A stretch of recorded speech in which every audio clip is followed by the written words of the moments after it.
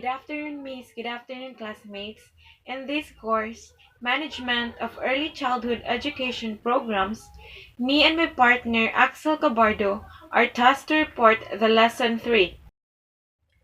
And the Lesson 3 is all about a new school year or a new year, which includes its location, staff selection, finances, and complying with licensing requirements. And now, let's start with location. So, planning to start a preschool?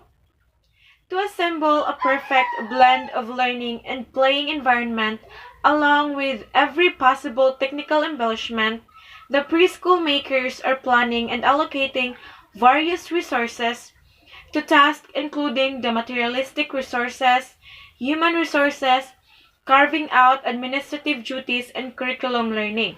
But among all these functionalities, many people miss out on one of the most important things, which is selecting a perfect location for the preschool. So, location of a preschool greatly affects the prospering power of the kindergarten. Choosing a location for opening a play school or a preschool is very crucial to the number of admissions for the enrollment after the inauguration period. There are various factors that determine the choice of a location of a play school or a preschool, and these factors may vary in accordance with the place. So now, let us determine some of the factors that affect the setting up of a play school or a preschool in concern to its location. So, we have here 7 tips for choosing the right location in starting a preschool. So, first tip is judge the demographics. The location for a preschool should be selected on the basis of the residential area connecting to the region. If there are no families and children living around, then the opening of a preschool is near to waste of time. Thus, the proximity of the residential area to the location of preschool holds a very important consideration to this aspect. Also, the nearby reach to the people makes it easy for them to pick and drop their children without any fuss and transportation time. Moreover, a preschooler's parent would not send their ward to a far-off place for primary education due to safety concerns too. Thus, keeping this in mind is a must. Next, the second tip is it should be open and spread. A growing bud needs a proper space to spread rays of learning. In an average, every child requires a minimum space of 10 square feet 10 square feet. Thus, it is very important for a play school or a preschool to have open spaces for children, considering um, the batch timings, enrollment of the students per section, and the open spaces around the area is a must. Small garden for playing and for swings along with nearby parks are some of the things that one should consider before opting for a right play school location. Also greenery around along with lots of space to play and do fun activities will attract more children and parents to the preschool. The third tip is beware of competition. Opening a preschool in the location that already consists of your competitors is of no use. This will lead to the divergence of traffic of your preschool and reduce the potential number of admissions. Also, the presence of the competitors will demand a much more aggressive promotion in the locality, leading to expanded budget and lots of time investment. Thus, to tackle this, maintain a radius of at least 2 to 3 kilometers while choosing a location for the preschool, because this will help you gain the possible traffic within the reach of your preschool and have a better brand value and market share in the pertaining location. Next is keep an eye on safety and security. The safety of the children is very important, good. So, 2 to 5 years, being a dependent age makes it important to be guarded at all times without a miss. Thus, ensuring the safety and security of the little ones is very important. So, an ideal location for the preschool should consist of a safe neighborhood around. Opening play school around residential complexes is a good option in accordance with safety and space requirement.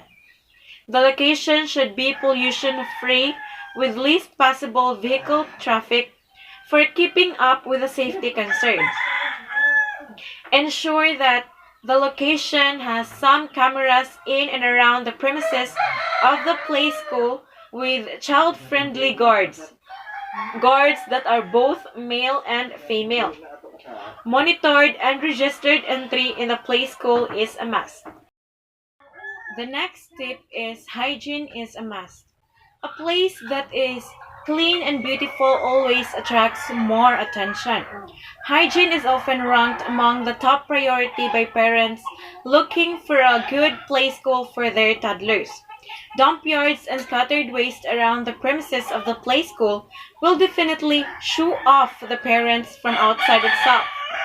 Thus, choose a location that is surrounded by greenery and does not fling a pungent smell and pollution all around during the day. Not only the surroundings, but hygiene and cleanliness inside the preschool are also considered very important because no parent would like to enroll their kid in an unclean environment, right? It, let us put ourselves, for example, na kamo namoy anak, so digit mo ganahan or digit ta ganahan nga atong kids is ipa-enroll na to sa um dili limpyo nga school kay delikado sa draba, like mabasin magkasakit something na. So it's better to keep an eye of that. The next tip is watch out your neighbors. It is very important to look out for neighboring properties while choosing the location for your nursery center. A play school is situated near a liquor store or tobacconist is definitely not a good option, nor will a noisy place do any good deeds to the kindergarten.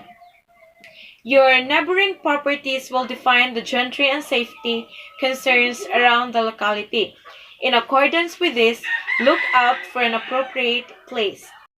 The last tip is accessible to medication and marketplace. While you are with fussy toddlers, you never know what might hurt them accidentally and the little ones might end up facing a health trouble. Thus, an easy access to the medical facility should be taken care of while choosing the locality for the play school. Ensure that you have a clinic or hospital around the play school for emergency situations. Not only this, proximity to market is also one of the factors that a prospecting play school holder should keep in mind. Easy reach to the market will help everyone to tackle the last-minute hassles for stationery, food, or other utility products. So, in determining the correct or perfect location for the preschool can be difficult and time-consuming. This might result out in becoming an exciting process for some and tedious task for many. But a good location will bring lots of benefits entailing to it, starting from happy parents, excited tiny tots, and higher venues to progressing brand value. But on the other hand, A poor choice of location might become difficult to repair for the entrepreneur. Thus, keep these factors in mind and start hunting now. So now, let's proceed to staff selection. As the demand for high-quality childcare continues to grow, so does the need for qualified preschool teachers. If you are a provider looking to hire a preschool teacher, having a well-defined hiring process in place is essential. From finding and attracting quality applicants to interviewing and selecting the right teacher for your program, you'll want to ensure you're taking the necessary steps to find the best possible candidate. School owners know that the most important part of their programming is not their curriculum, their meal plan, or their facility. It is the quality of teachers they employ. That's why it is so essential that you take your time in hiring a preschool teacher so you can ensure that the success of your students and build the reputation of your preschool within the community. So, in order to hire the best possible teachers for your preschool, we recommend following these tips. First, attract quality candidates. One of the first steps in the process of hiring a preschool teachers is to attract high quality job candidates in the first place. If your preschool like if your preschool has a solid reputation, um, offers a fair pay, benefits, and inclusive environment, you are well on your way to attracting good quality teachers. Next is offer professional development opportunities. Stating that you will offer development opportunities to successful candidates will help you attract the right type of teachers who are always looking to further their knowledge. This is a bonus for you as a preschool owner as well as your teachers. They get to build their skills and you get to take advantage of their increased knowledge. Next is look for loyal applicants. When comparing candidates, look at those who have remained with one employer for a period of time, rather than those who have bounced around from preschool to preschool. Staying because staying with one employer demonstrates loyalty and means they are likely to stick with you in the long term. Also, it shows that they are a good teacher, as their past employer retained them for a substantial period of time. So next is look for education. Of course, you'll want to take a look at the candidate's education when hiring a preschool teacher. Your ideal candidates will not only have several years of experience in teaching, they will also have a degree in early childhood education. Also, look for candidates who have already pursued additional qualifications, demonstrating that they are eager to improve their approach to teaching. Next is get references. The best predictor of future performance is past performance. So make sure you talk to not only to the candidates' past employers, but also talk to families that have worked with the teacher. Because this way, you'll get honest feedback about the candidate from two different perspectives to help you make your decision. Next is ask about their educational philosophy. Inquire about each candidate's philosophies on learning and development. Generally, you'll want to think about hiring a preschool teacher who follows an emergent curriculum. At minimum, the candidate should offer through thorough and passionate response that clearly demonstrates their dedication to early education. The last one is observe interaction with children. You can truly learn a lot by observing the preschool teachers you are thinking of hiring as they deliver programming to a class. If possible, see how he or she interacts with children in a group setting. as well as one-on-one to get a real feel for how they connect with their students. You will want to also make sure that they are able to handle a full classroom of children. So, those are the seven tips in hiring or selecting staffs. But always remember that when hiring a preschool teacher, keep in mind that what is on the candidate's resume is only half the story. The individuals you hire should always be a great fit with your personal philosophy and early childhood education and fit in with the overall culture of your existing staff. Finance. Why manage school finance effectively? Let's expound on why effective financial manage, management in school is critical. Effective management is often linked to the concept of budgeting, although it is one of its significant elements. Financial management goes beyond that. It covers planning, allocation, and directing the school's annual finance. With proper financial planning, you can allocate the budget properly without compromising anything else essentials for the institutions. On top of that, effective management direct the cash flow mas better siya. Kay it won't leave the school department stagnant because of the lack of the resources. Record financial transaction read religiously. For schools with several sources of income and expenses. So it is the best to branch them up into different categories to organize all of the data. Let's talk about student fees. A school leading source of income is, of course, the students' tuition fee and another admissions related sa fees. Recording students' payment is essential siya sa financial management. Kaya nga naman good, virtual for the enrollees record siya.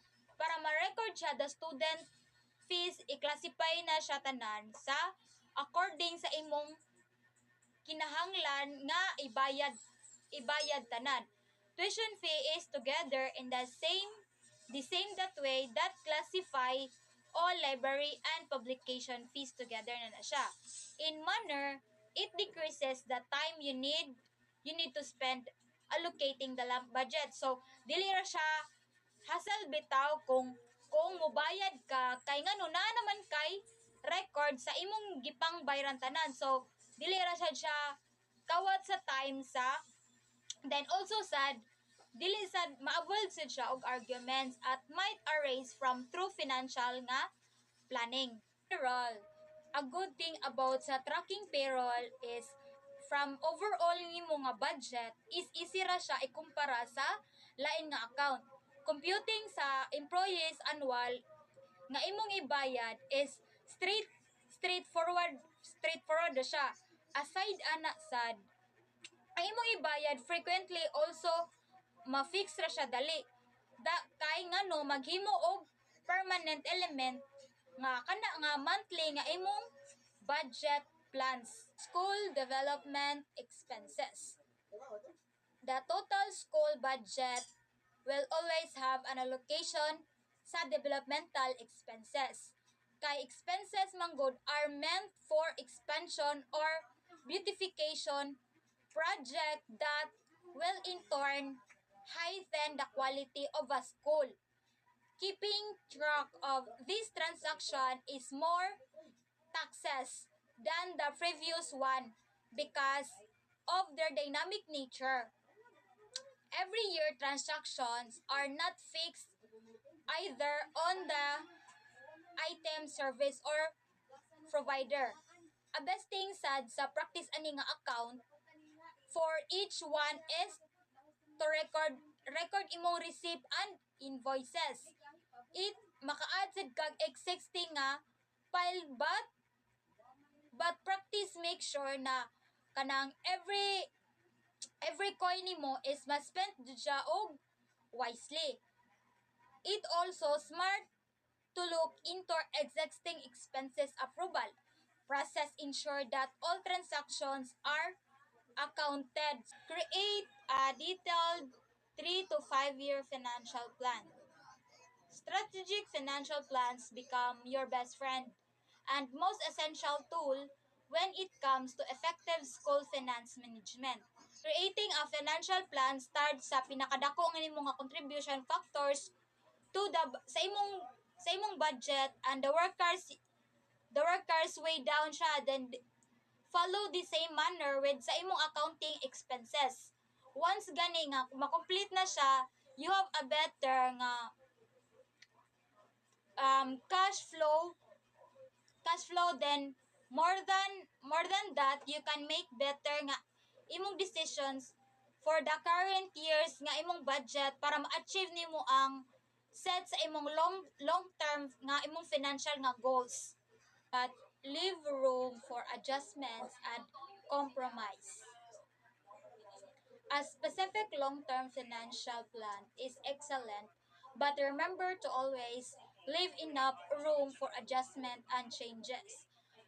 Make sad kag plan as guide mo to your institutions sa financial through changes are welcome as long as they don't stray from sa imong goal. Do away from unnecessary and repetitive expenses. Effective financial management is also means weeding out unnecessary expenses. A start in the previous item, allow the school financial of expenses does not therefore developmental along the line.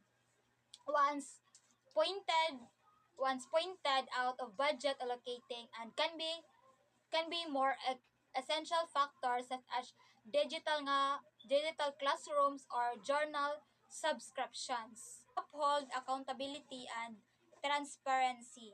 Lastly, financial management is never complete without full accountability and transparency. Anything that involves a pool of money from various contributors is a collective issues. Transparency lets the stakeholders know where their money is going through on then how will benefit from it. Accountability is one another way pertains to the responsibility nga comes with each nga financial mo nga decisions. Ang school finance kay some nagkinahanglan siya og responsible sa kwarta sa mga students. Somebody sad nagkinahanglan sad og also make sure that it will be for the students. Complying with licensing requirements. The main government institutions that regulate the establishment of preschoolers is the Department of Education, ang DepEd, mohatag og leader information mauni ang mga some basic nga requirements na kinahanglan i-comply. Requirements in starting a preschool in the Philippines. The first one is complete the GPR 4 form.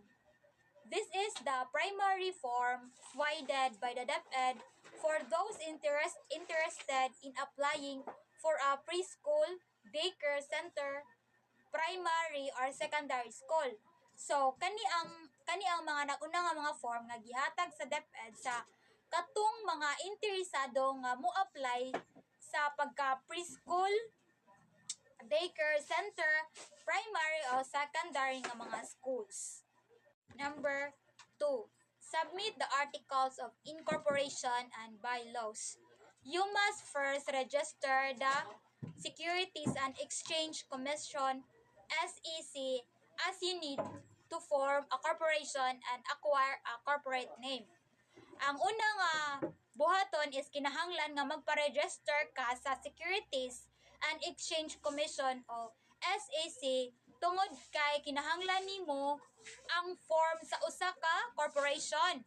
o magkuha ka sa ilang pangalan sa corporation.